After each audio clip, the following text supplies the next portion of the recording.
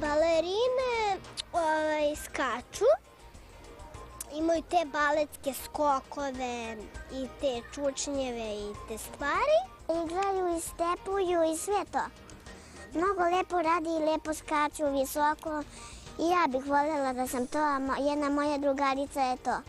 One igraju balet, imaju baletanke, idu ovako xxx i tako se vezuju te baletanke. Balerine su dobre, pažljive i lepe.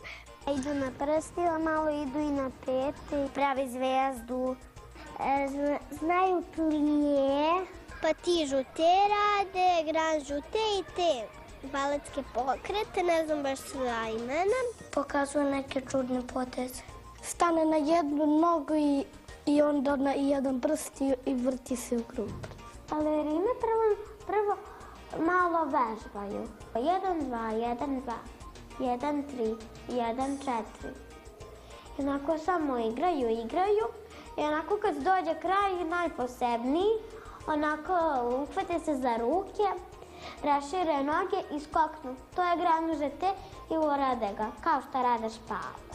Pa balerine imaju one bele cipele što nemaju prstići i onda mogu da drže ravnotežu. One se podignu na prste da bi bile lepe i da možda ih neko još bolje vidi. Balerine imaju ovde malo roze i imaju ovde suknjicu. I dole imaju gaće, roze. Roze svetlo hula hopkice, pa roze baletankice, pa roze bodi, pa roze suknjica.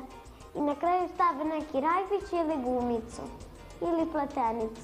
Imaju mašne na vrh glave, imaju frizuru dugačku.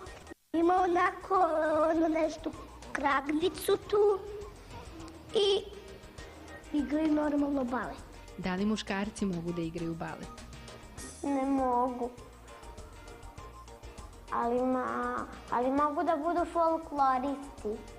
Dečaci ne igraju balet zato što su smotani.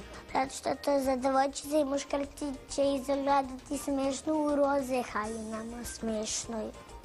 Smiješno. To devojčice najviše vole da rade.